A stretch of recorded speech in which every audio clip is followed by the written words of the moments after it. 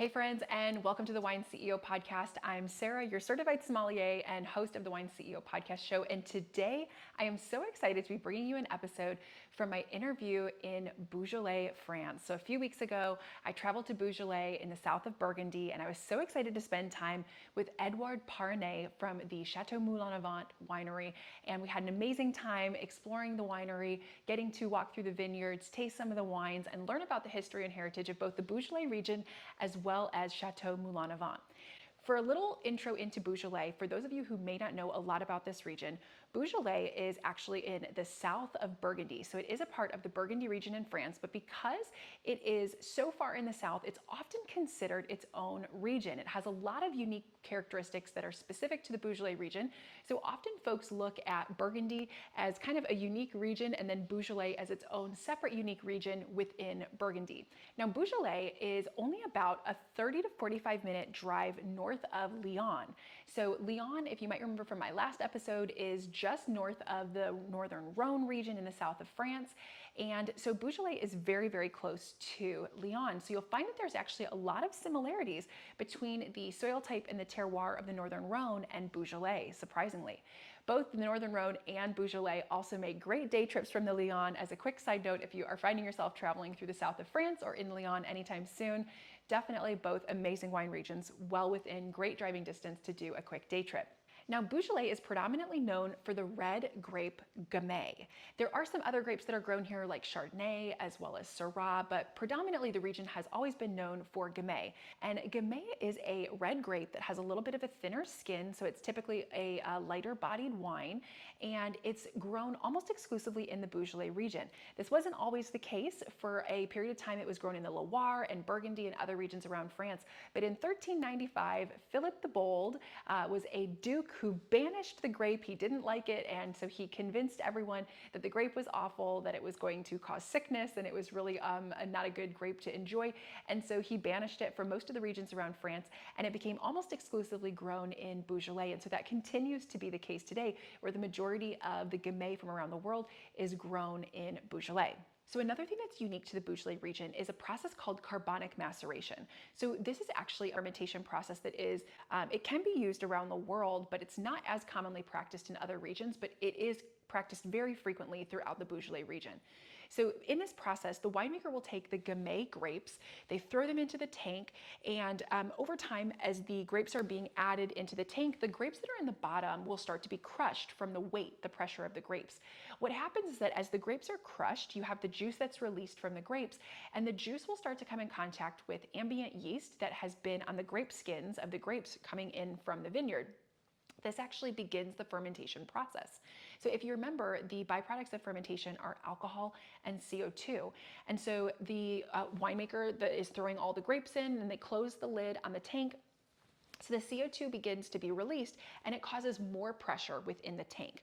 What happens then is really interesting. There's this unique intracellular fermentation that basically begins. So because of the pressure in the tank and the CO2 that's being released, inside the grapes, you basically have a fermentation that begins on the inside, and it actually causes the grapes to implode. Like they absolutely just explode from the pressure and the fermentation that's taking place. And so the grapes burst open, and so you have the additional grape juice now that's being released and the fermentation process that's continuing. So it's a really unique practice. Again, it's not something that is done in a lot of winemaking processes around the world, but it is something that's unique to the Beaujolais region. And what it does is it actually accentuates the fresh, fruity flavors of Gamay, and it gives you these really bright fruit flavors, and it creates a really incredible wine. Now, I think a lot of consumers are very familiar with Beaujolais Nouveau, and we're going to talk about this with Eduard in just a moment, but Beaujolais Nouveau is only one type of wine. And if you want to learn more about Beaujolais Nouveau, you can actually go to one of my very early episodes of the Wine CEO podcast, to episode number 4, one of my very first episodes of the Wine CEO podcast. It's a unique style of wine. It's a fresh style of wine that's made. It's released on the third Thursday of every year, and it's basically a style to celebrate the recent harvest and the kickoff of the winemaking season.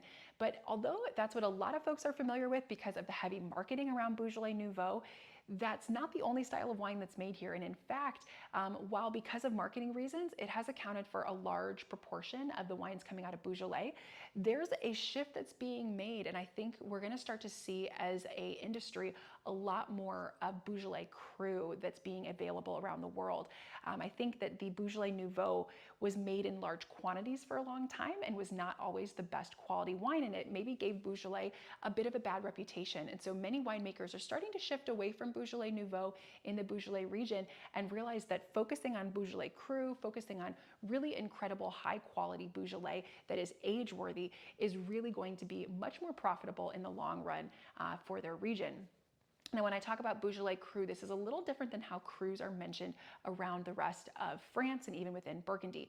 The crus refer to specific regions within Beaujolais that are unique sets of terroir. It's like unique regions and plots within the Beaujolais area. So I'm not going to get too in depth into that today. What I'm going to do is let us go ahead and dive into our conversation with Eduard Parnay. He's going to talk a little bit more about that and so much more. So let's jump in and learn more about Château, Moulin and Beaujolais.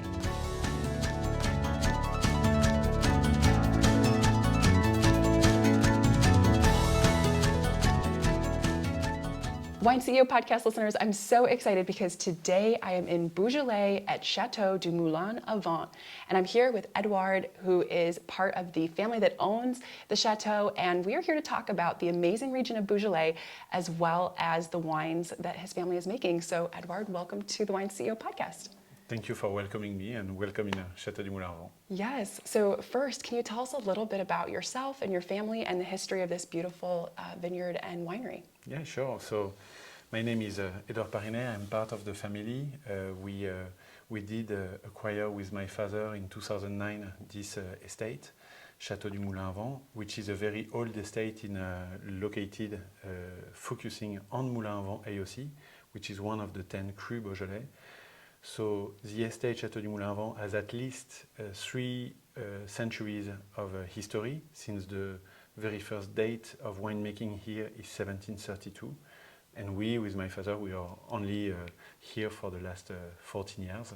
The Château du Moulin is spread over 70 acres of vineyards, very old Gamay vines planted in high density. The vineyard is on average 60 years old. Gamay is a variety which is unique, very linked with the Beaujolais region, and we are, I think, very fortunate and happy to have this uniqueness, I would say, here in Beaujolais and in Moulin. And also, we will talk probably later about this, but Moulin is a very unique AOC into the Beaujolais region. It's one of the 10 cru, and it has always been seen as the cru, as the grand cru, I would say, of Beaujolais, the lord or the king of the cru.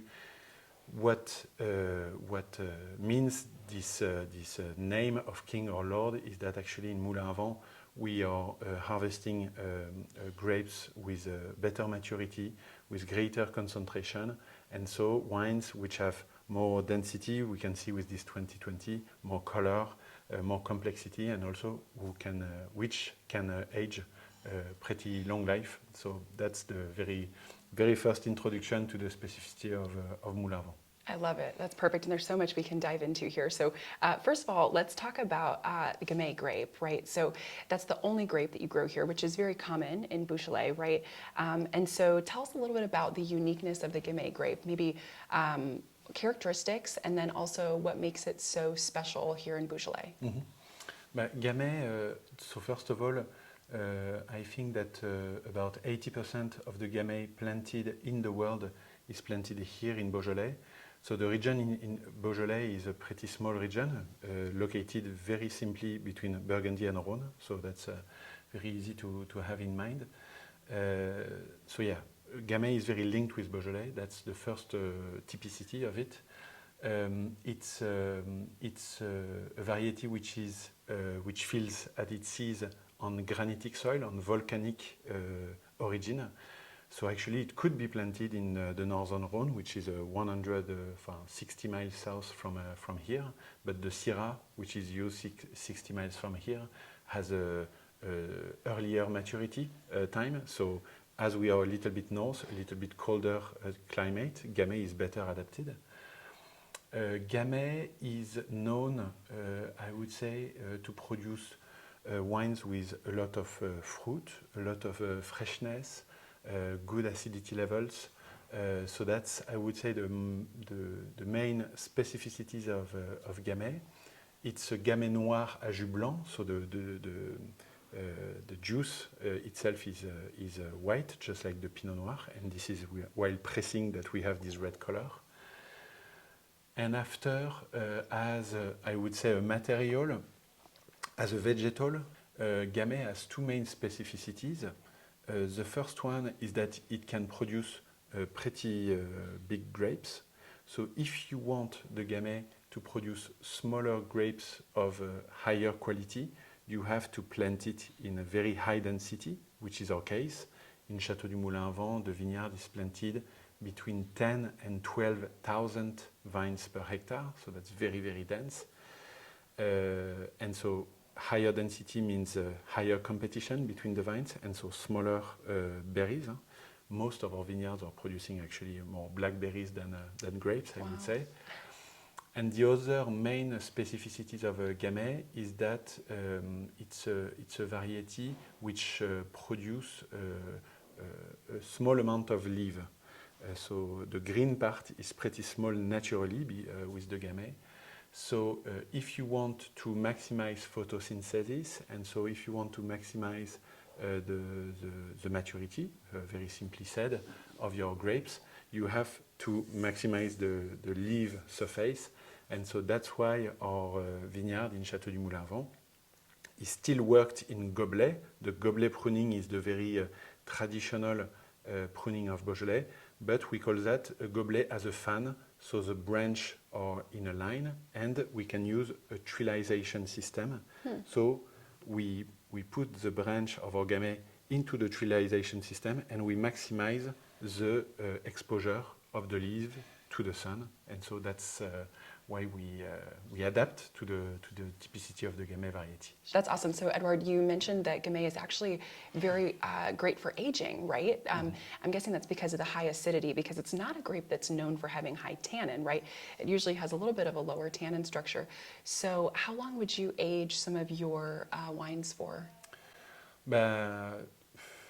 It's complicated to understand because also it can vary, goes from 3 to 50 years old, I would say, 50 years of aging.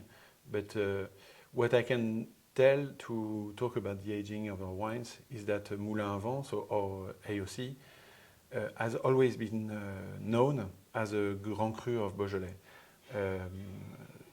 It has not been famed like this for the last 30 or 40 years, noticeably with all these very popular and industrialized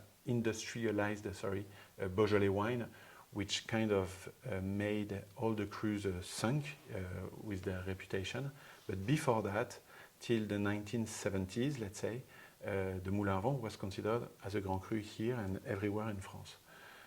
But to give you a very simple example of this notoriety, the village, so the name of our AOC is Moulin, but the village, our village is called Romanèche Torin.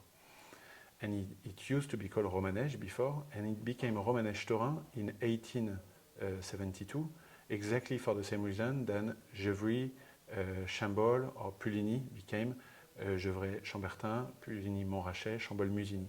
And at this time, until the 70s, le Musigny, le Chambertin, le Montrachet, and Les Torins, which is the place where we are actually sitting now. Château du Moulin used to be called Château des Torins. Les Torins was famed as a Grand Cru.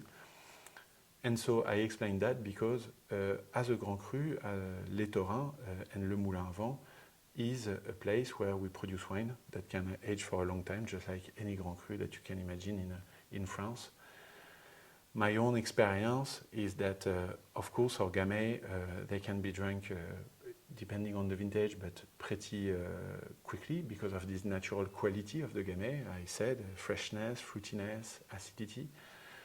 My personal experience has shown me that vintages like 67, 76, 89, 93 are just beautiful aged Moulin à Vence from the Château du Moulin à Vence, and have a lot of delicacy, still a lot of fruit.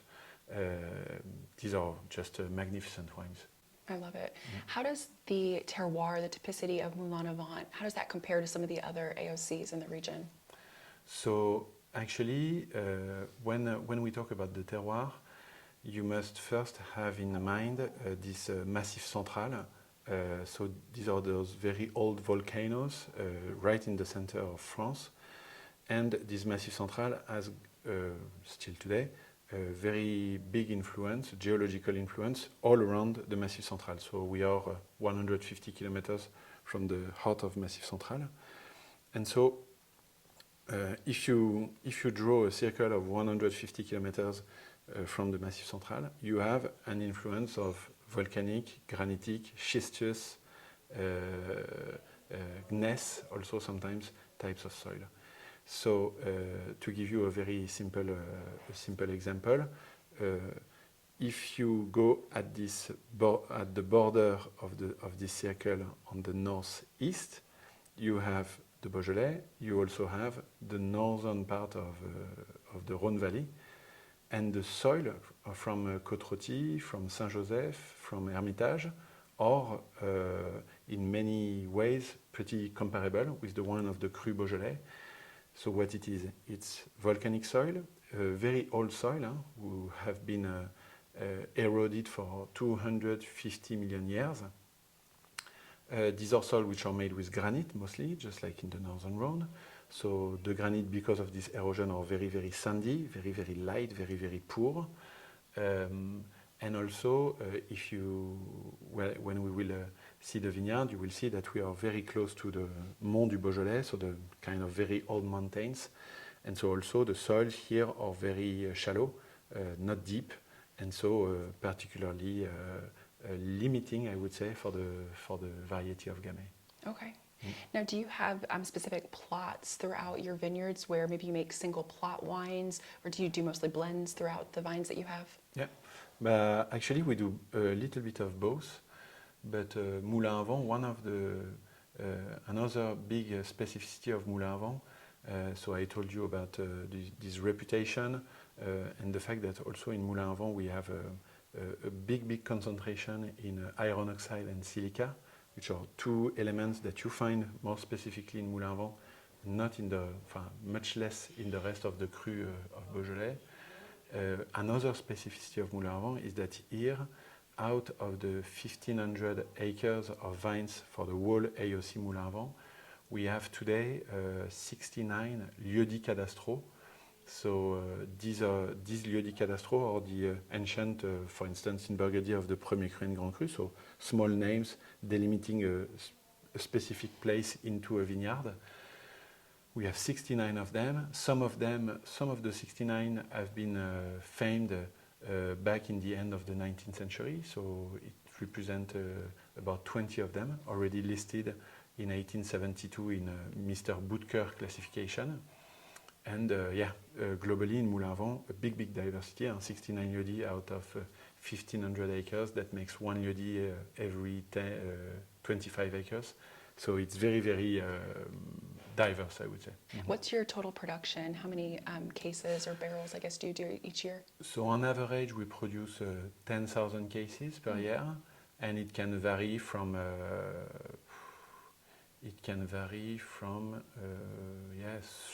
4,000 till 12,000, I would say. Okay. So yeah, we have those last vintages. We have got almost 1 year out of 2 frost or hail episode.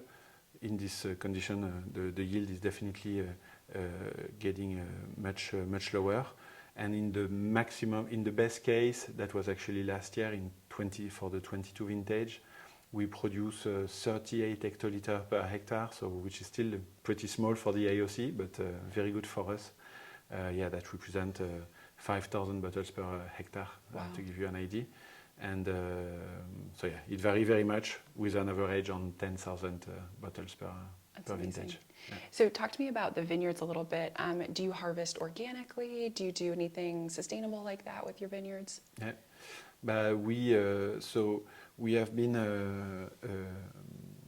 how to say, practicing organic viticulture since 2013, 100%. But for us, the transition has taken a long time because, simply speaking, we have observed that, and that's I think pretty much accepted by in the wine world, that the vine, they need time, to adapt to a new environment, to a new soil, to a new technique. So from 2013, we have taken 11 years to be certified organic. So next vintage, 24, we should be certified organic. Okay. So what it mainly implied for us is more passage dans la vigne. So it means more work with the horses and the tractor to kill the weeds that naturally grows as soon as we have a little drop of rain. So it's mostly more time spent in the vineyard to kill the weeds and not make any competition with the vines. And yeah, otherwise I just mentioned it before, but all the vines at Château du Moulin are still pruned as a gobelet, but gobelet as a fan, trellised, which makes also the travail du sol, the work of the soil, much easier and much more efficient. And for the oldest vine of the Château, we work with horses that represent about 8 acres out of the 70 that we own. So I'm guessing in the goblet shape you have to harvest by hand, right? Yeah. So it's a tradition in Beaujolais. It's not obliged, but it's a tradition, mostly because as the vineyard is very dense, as I said before, the pruning is very, very low. And so harvesting in these very low vines with a machine is actually pretty hard. Not mentioning the fact that also we have a pretty steepy vineyard, so for the machine it's pretty hard. So globally, traditionally, it has always been hand harvested, and that's the case for the 70 acres of the Château du Moulin. Yes. So we employ in 2 months' time we will have from 80 to 100 people for 2 to 3 weeks' time, depending on how the vineyard is looking for the harvest. Yes. Wonderful. Can you talk to us a little bit about Beaujolais Nouveau? Because I think a lot of Americans are fascinated by Beaujolais Nouveau and the whole kind of tradition and excitement around that. So can you talk to us a little bit, for those that don't know about what Beaujolais Nouveau is, what it is, and what that means for your vineyard? But for us, it means nothing since we don't produce any Beaujolais Nouveau. Beaujolais Nouveau is a wine and also a marketing phenomenon, maybe more than even a wine, which has been created I would say in the 60s probably, and really start gaining popularity in the 80s. It's a wine, to say the thing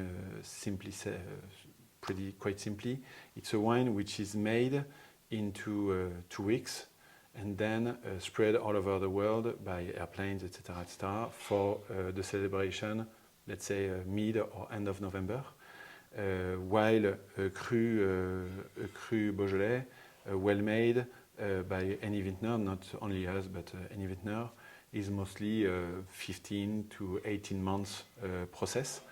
So it's really a question of time and also a question of taste, since with this time restriction, Beaujolais Nouveau is mostly a wine which is made very, very quickly. So with temperature going high and with the aim of showing the very primary aromas of Gamay, while a cru Beaujolais, just like ours in Château du Moulin, you have a complexity of aromas which is much broader, with of course fruit, cherry most of the time, sometimes a little bit of strawberry, pepper, graphite, blood, coal. Also you can have some clay, silex touch, very mineral touch also. So yeah, it's just a matter of time, and so small time enable to produce, I would say, pretty simple wine, and longer time enable to produce a more complex and more lively also wine. It's also a matter of liveliness because this wine will, as we said before, evolve for on the 20 vintage, 20, 30, 50 years. A Beaujolais Nouveau will live 6 months or 12, but has definitely a life which is much shorter. Right. Thank you so much for explaining that, because I think a lot of American consumers are very familiar with Beaujolais Nouveau because of the marketing and the hype around it, but they're not as familiar with Gamay in general, right? Beaujolais Cru, and I think there's so much to be discovered there for a lot of American consumers. I love Beaujolais, and so I'm hoping more American consumers can learn more about it. So anything new and exciting that you and your father have been doing since you took over the winery in the last 14 years, or maybe things that you have planned in the near future that you hope to move things into? But with my father, what has been very exciting, and also with our winemaker Brice Lafont, the very exciting thing here is that Château du Moulin is, let's say, an emblem for the Moulin AOC, and Moulin is an emblem for the Beaujolais region, I would say. So right from the beginning, we had this gem, I would say, and when we took over in 2009, Château du Moulin was pretty much, stopped, I would say. The production was mostly done, sold bulk, very, very little bottling. We still have a few bottles, but it was a very, very small production. And so we had to revigorate this estate entirely with Brice Lafont and my father. So that was super exciting, super challenging. Of course, I was talking about the vineyard. So it's been more than a decade to go from a pretty rough viticulture to what it is now, an organic, beautiful, lively vines everywhere around us.